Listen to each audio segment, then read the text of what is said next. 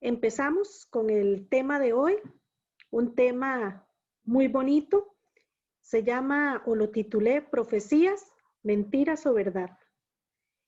A través de este tema hago una pequeña investigación acerca de las revelaciones o profecías, tanto de la palabra de Dios como dadas a otras personas.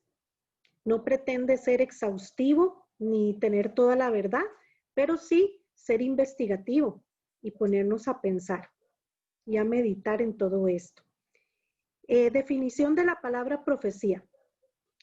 La palabra profecía es definida como un mensaje inspirado por Dios, una revelación divina.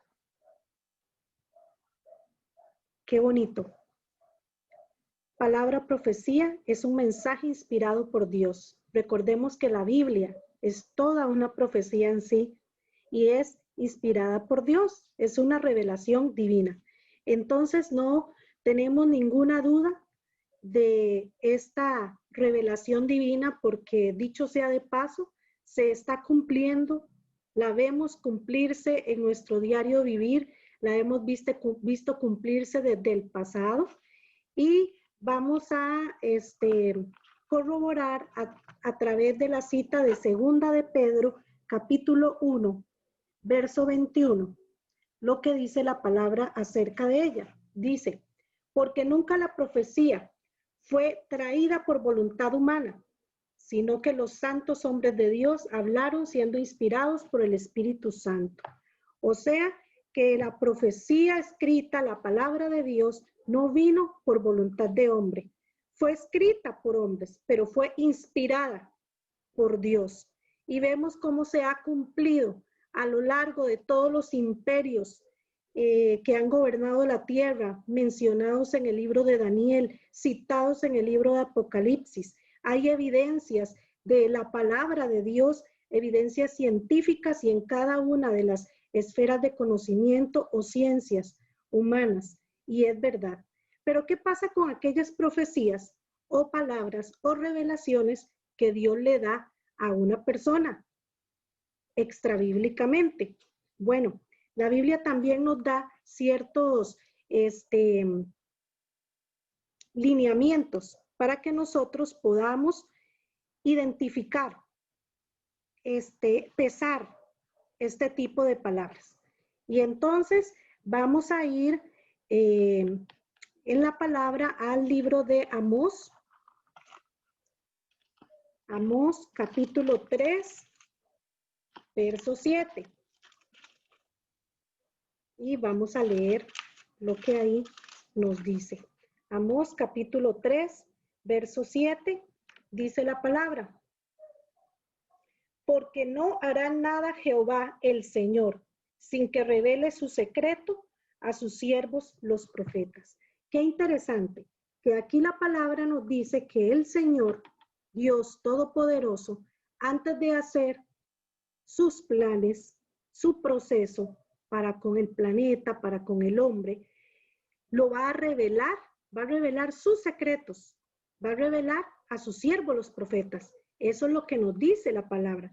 Eso quiere decir que sí pueden haber revelaciones, que sí Dios le puede hablar al ser humano, que es una pregunta que muchas veces nos la hemos hecho. ¿Puede Dios hablar a nosotros hoy día? No solamente a través de su palabra, puede hablarnos también a través de algún sueño, de alguna visión, etcétera. Bueno, aquí la palabra nos enseña que sí, que Dios revela cosas a sus siervos, ¿verdad? Que podemos recibir un mensaje de Dios. Sin embargo, nunca esos mensajes que recibamos van a tener mayor peso que la palabra de Dios, que la regla infalible, que es la palabra, que es la Biblia. Nada de lo que podamos recibir como una revelación puede tener más peso que la misma palabra de Dios. Cielo y tierra pasarán, pero su palabra nunca pasará. Ella es la que tiene la mayor certeza, verdad y peso en nuestras vidas. Pero bueno, puede haber revelaciones a siervos de Dios que tienen ese don de profecía o que puede operar en algún momento un don de revelación o de profecía. Ahora, vamos a ir a Primera de Juan, capítulo 4, verso 1. Dice la palabra: amados, no creáis a todo espíritu, sino probad los espíritus si son de Dios, porque muchos falsos profetas han salido por el mundo. Aquí, a través de este texto, podemos ver que nosotros tenemos que pesar según el profeta. La Biblia dice que por sus frutos los conoceréis y que hay profetas verdaderos, pero hay también profetas falsos. Entonces siempre tenemos que pedirle a Dios esa revelación y tener ese cuidado. Ahora vamos a ir a Primera de Tesalonicenses, capítulo 5, verso 20. Y dice la palabra, Primera Tesalonicenses 5:20. No menosprecéis las profecías. Oigan, no debemos de menospreciar las profecías. Debemos examinarlo todo, retener lo bueno. No menospreciemos cuando alguna persona viene y nos da una palabra profética, nos da una revelación, etcétera. Pero nos da el permiso de examinar todo y de retener lo bueno. ¿Qué no vamos a retener? Lo que no sea bueno. ¿Ok? Tenemos que retener para nosotros lo que sea bueno. Y cierra con el verso 22, absteneos de toda especie de mal y el mismo Dios de paz os santifique por completo. Y todo vuestro ser, espíritu, alma y cuerpo sea guardado irreprensible para la venida de nuestro Señor Jesucristo. Ok. Ahora, ¿qué pasa? ¿Qué pasa cuando alguien viene y nos da una palabra y esa palabra no se cumple? Bueno, vamos a ir al libro de Deuteronomio, capítulo 18, y en el versículo 22, Deuteronomio 18, 22, dice la palabra: si el profeta hablar en nombre de Jehová y no se cumpliere lo que dijo, ni aconteciere, es palabra que Jehová no ha hablado. Con presunción la habló el tal profeta. No tengas temor de él. Bueno, mira qué fuerte que está esta palabra. Dice que si viene algún profeta y habla en nombre de Dios y esta palabra no se cumple, bueno, pues entonces fue que Dios no habló y que él actuó precipitadamente o actuó con presunción, dice la palabra. Sin embargo, yo quiero hoy ir más allá. Como les dije, es una investigación. Estamos haciendo juntos esta investigación. Queremos compartirla hoy nosotros con ustedes. Quiero, por ejemplo, con base en este texto, que dice que si la palabra no se cumple, bueno, pues entonces que ese profeta actuó presuntuosamente, ¿verdad? Muy bien. Pero yo quiero ahora que nosotros vayamos un momentito al libro de Jonás. ¿Ok? Vamos a ver, por aquí yo lo marqué. Aquí está Jonás. Vamos a estudiar un momentito este libro de Jonás. Vean qué interesante lo que dice. Dice, vino palabra de Jehová a Jonás, hijo de Amitai, diciendo, levántate y ve a Nínive, aquella gran ciudad, y pregona contra ella, porque ha subido su maldad delante de mí. Número 1, del versículo 1 rescato, vino palabra de Jehová a Jonás. O sea, era Dios quien estaba hablando a la vida de Jonás verdaderamente. ¿Ok? Le da una orden, que se levante, que vaya a Nínive a predicar, y porque Dios estaba molesto por toda la maldad de las personas de la ciudad.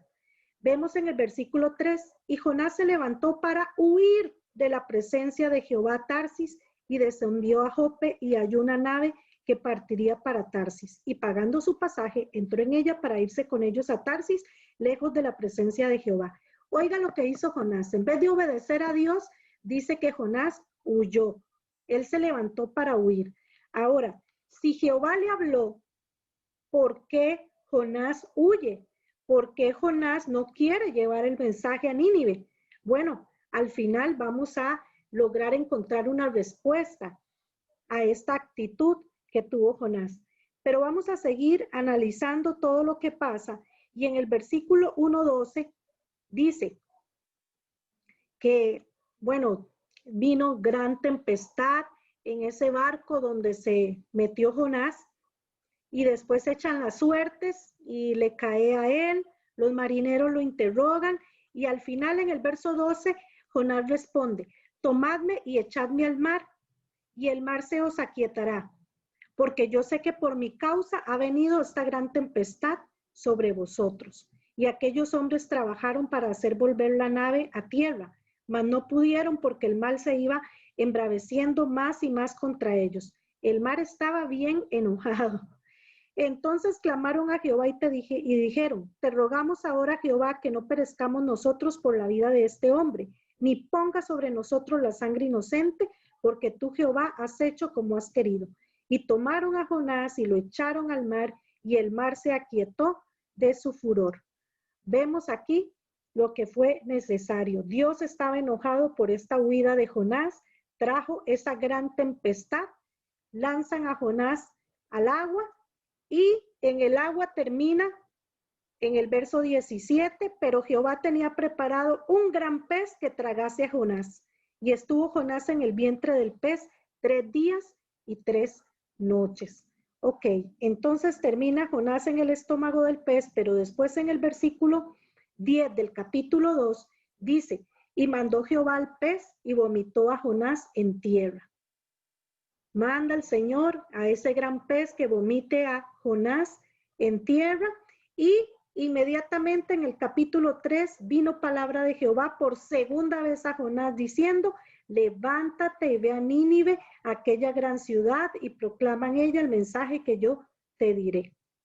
Y entonces en esta segunda oportunidad, según el capítulo 3 del verso 3, se levantó Jonás y fue a Nínive conforme a la palabra de Jehová.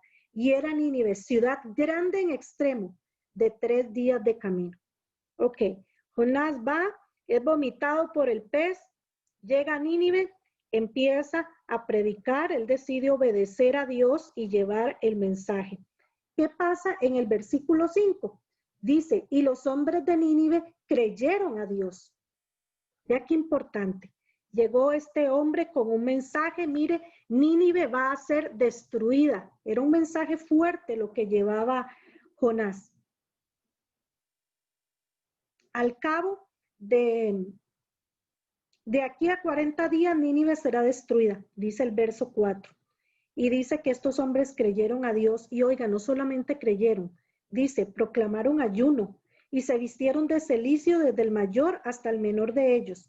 Y llegó la noticia hasta el rey de Nínive y se levantó de su silla, se despojó de su vestido y se cubrió de cilicio y se sentó sobre ceniza. E hizo proclamar y anunciar en Nínive por mandato del rey de sus grandes diciendo, hombres y animales, bueyes y ovejas, no gusten cosa alguna, no se les dé alimento ni beban agua, sino cúbranse de cilicio hombres y animales y clamen a Dios fuertemente y conviértase cada uno de su mal camino, de la rapiña que hay en sus manos. ¿Quién sabe si se volverá y se arrepentirá Dios y se apartará del ardor de su ira y no perezcamos? Bueno, estos hombres creyeron, decidieron arrepentirse, cambiar de actitud, proclamaron ayuno, decidieron cambiar de camino. Todo Nínive cree y se arrepiente. ¿Y saben qué pasó? Bueno, veamos el versículo 10 del capítulo 3. Y vio Dios lo que hicieron, que se convirtieron de su mal camino y se arrepintió del mal que había hecho, que había dicho que les haría, y no lo hizo. Bueno, Dios decide perdonar a Nínive. Inmediatamente, después de que Dios perdona a Nínive y ya no la destruye, entramos al capítulo 4, que de hecho se llama el enojo de Jonás. Dice, pero Jonás se apesadumbró en extremo y se enojó y oró a Jehová y dijo, ahora, oh Jehová, ¿no es esto lo que yo decía estando aún en mi tierra? Por eso me apresuré a huir a Tarsis, porque sabía yo que tú eres Dios clemente y piadoso, tardo en enojarte y de grande misericordia, y que te arrepientes del mal. Ahora, pues, oh Jehová, te ruego, oiga qué palabra más fuerte le dice Jonás a Dios, te ruego que me quiten la vida, porque mejor me es la muerte que la vida. Y Jehová le dijo, haces bien tú, Jonás, en enojarte tanto. Y salió Jonás de la ciudad y acampó hacia el oriente de la ciudad, y se hizo allí una enramada, y se sentó debajo de ella a la sombra, hasta ver qué acontecería en la ciudad. Vean lo que pasó. Jonás recibió la palabra de Dios, 100%, aquí lo dice. Dios dijo que iba a destruir a Nínive en 40 días. Resulta que Jonás no quería llevar ese mensaje porque ya él sabía que Dios es un Dios bueno, grande en misericordia y que podía cambiar de decisión, ¿ok? Porque Él es soberano, Él puede hacer lo que Él quiera, Él es Dios soberano. Y entonces va Jonás, da la palabra y Dios decide perdonarlos. La palabra entonces no se cumple, Nínive no es destruida. Y supongo yo que Jonás se sentía tan molesto de ver que Dios había perdonado al pueblo, que de nada había valido tal vez todo el esfuerzo de él, su tiempo, su esfuerzo, todo lo que pasó y sobre todo tal vez su reputación. ¿Por qué? Porque quedó como un profeta mentiroso. ¿Por qué? Porque no fue destruida Nínive a los 40 días, porque Dios cambió de opinión. Y Jonás se enoja muchísimo, se enoja mucho, le reclama a Dios al extremo que le dice que le quite la vida, que para qué él quiere vivir, y se sienta en una enramada a lo lejos para ver qué pasa al fin con la ciudad, si Dios cambia de opinión y la destruye o si sigue intacta. Y entonces donde él está ahí, vean, todavía pasa algo más en la historia. Él se sienta debajo de esta sombra y dice el verso 6 del capítulo 4, y preparó Jehová Dios una calabacera, la cual creció sobre Jonás para que le hiciese sombra sobre su cabeza y le librase de su malestar. Y Jonás se alegró grandemente por la calabacera, porque le hacía sombra y hacía mucho sol, ¿verdad? Pero al venir la tarde o al venir el alba del día siguiente, Dios preparó un gusano, el cual hirió la calabacera y ésta se secó. O sea, se quedó Jonás sin sombra. Y aconteció que al salir el sol, preparó Dios un recio viento solano, y el sol hirió a Jonás en la cabeza, y se desmayaba, y deseaba la muerte, diciendo, mejor sería para mí la muerte que la vida. Entonces Dios dijo a Jonás, ¿tanto te enojas por la calabacera? Y él respondió, mucho me enojo hasta la muerte. Qué mala crianza, ¿verdad? Estaba muy enojado. Y dijo Jehová, tuviste tú lástima de la calabacera, en la cual no trabajaste, ni tú la hiciste crecer.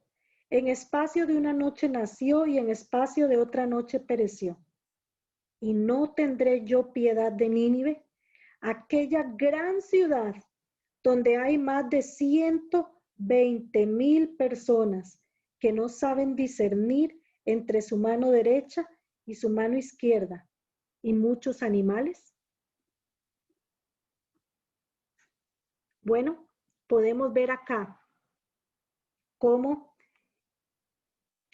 Dios perdonó la vida de todas estas personas. Investigando un poco, dice que eran 120,000 personas que no sabían entre su mano derecha y su mano izquierda porque eran niños. Solo estos 120,000 eran niños y más los animales y todavía sin contar los adultos, según algunas investigaciones que hice, ¿verdad? Encontré eso que me llamó la atención. Pero bueno, ¿qué es lo que quiero ver con esto? Que una palabra profética puede ser dada a una persona y tenemos que pesar su fruto, su testimonio, su vida espiritual. Podemos pesar si la palabra se cumple o no se cumple, pero aún así habrán personas que son verdaderos siervos de Dios, pero que la palabra que dieron no se cumplió porque las profecías están sujetas a determinados acontecimientos. Me pueden dar una palabra profética a mí de bendición, pero si yo no camino en bendición con Dios, yo voy a perder ese plan trazado, esa voluntad de Dios para mí, porque por mi libre albedrío yo puedo hacerlo. Igualmente, puede haber algo dictaminado como una disciplina, pero si nosotros nos arrepentimos, si le pedimos perdón a Dios, si corregimos. Ahorita hay muchas palabras proféticas circulando en internet sobre trato, juicio, limpieza, trato de Dios para la iglesia, porque nos hemos convertido en una iglesia mediocre, en una iglesia liviana. Muchas veces hemos cometido el error de no comprometernos, de ser cristianos light. Ahora, por ejemplo, a través de internet tenemos prácticamente la iglesia en la casa, y no solo en la casa, en la cama. Y aún así llegamos tarde, nos conectamos tarde. Aún así, a veces no nos conectamos, faltamos. Tenemos más tiempo de estar en la casa porque nos tienen en cuarentena y aún así no sacamos tiempo para leer la Biblia, para adorar a Dios.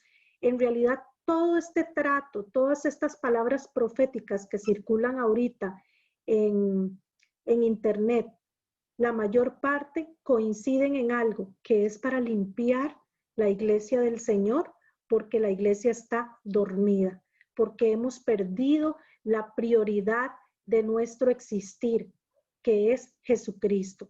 Por eso yo quiero invitarle para que usted reaccione y piense en todas esas profecías que están dictaminadas para todos estos meses, para lo que viene, y sepa que cualquier momento Dios puede cambiar de opinión si nosotros tomamos una actitud diferente, si nosotros decidimos volvernos a Dios de todo corazón. Y quiero cerrar el tema hoy con Segunda de Crónicas, capítulo 7, verso 14. Dice la palabra: si se humillare mi pueblo, sobre el cual mi nombre es invocado, y oraren y buscaren mi rostro, y se convirtieren de sus caminos malos, entonces yo oiré desde los cielos y perdonaré sus pecados y sanaré su tierra. Ahora estarán abiertos mis oídos y atentos mis ojos a la oración en este lugar, porque ahora he elegido y santificado esta casa para que esté en ella mi nombre para siempre, y mis ojos y mi corazón estarán ahí para siempre.